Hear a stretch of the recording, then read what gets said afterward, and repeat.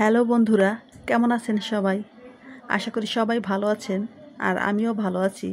তো বন্ধুরা, আজকে আমি একটা নিরামিষ তরকারি রান্না করব। তাই এই যে আলু কেটে নিচ্ছি। আর এটা আমার ছেলের খুব পছন্দের একটা খাবার, সয়াবিন দিয়ে আলু দিয়ে রান্না করব।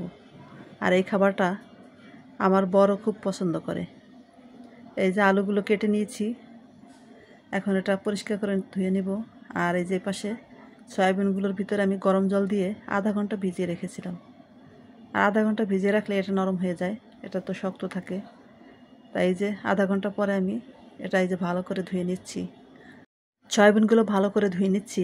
আর এটার ভিতর থেকে জলগুলো আমি চিপে চিপে বের করে নিচ্ছি, কারণ ভিতরে তো জল গিয়ে ভরে গিয়েছে। আর এই যে ধোয়া হয়ে গিয়েছে, আমি এখন এই যে কড়াইতে একটু তেল দিয়ে দিলাম, আর এই যে সয়াবিনগুলো দিয়ে দিলাম। আর এর ভিতর দিয়ে দেবো একটু লবণ আর একটু দেবো হলুদ। আর এটা দিয়ে আমি ভালো করে একটু ভেজে নেব। আর এই সয়াবিনটার ভিতরে একটা গন্ধ আছে, তাই একটু ভালো করে ভেজে নিতে হবে।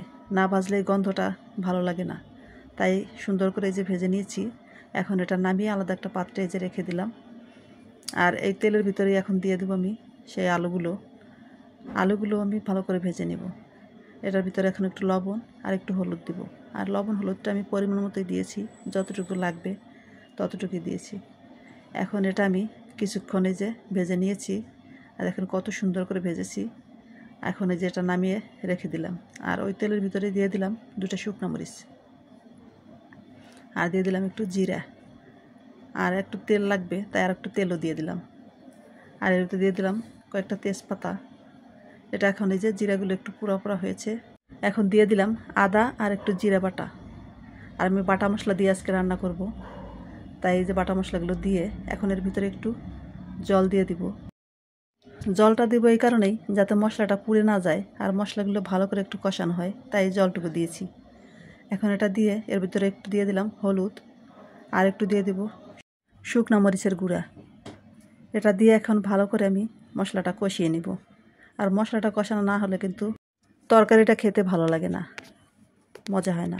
এই যে আমার মশলাটা কষানো হয়ে গিয়েছে, এখন এই যে আলুগুলো দিয়ে দিলাম আর সয়াবিনগুলো এখন দিয়ে দিলাম। এটা দিয়ে এখন একটু নেড়ে চেড়ে মশলার সাথে মিশিয়ে তারপর এর ভিতরে জল দিয়ে দিলাম। এখন কিছুক্ষণ রান্না করলেই আমার তরকারিটা হয়ে যাবে। এটা বেশিক্ষণ রান্না করা লাগবে না, এটা 10 মিনিটের মতো রান্না করলে হয়ে যাবে। যেহেতু আমার সব কিছুই ভাজা, আলুগুলো ভেজে সিদ্ধ করে নিয়েছি। তো আজকে আমি অনেক কিছু স্কিপ হয়ে গিয়েছে আমার রান্না করতে এসে। পরে আমি দেখলাম আমি এর ভিতরে দিয়েছিলাম দারচিনি আর এলাচ, আর দিয়েছিলাম একটু জিরার গুঁড়া। তো বন্ধুরা, আজ এ পর্যন্তই। সবাই ভালো থাকবেন।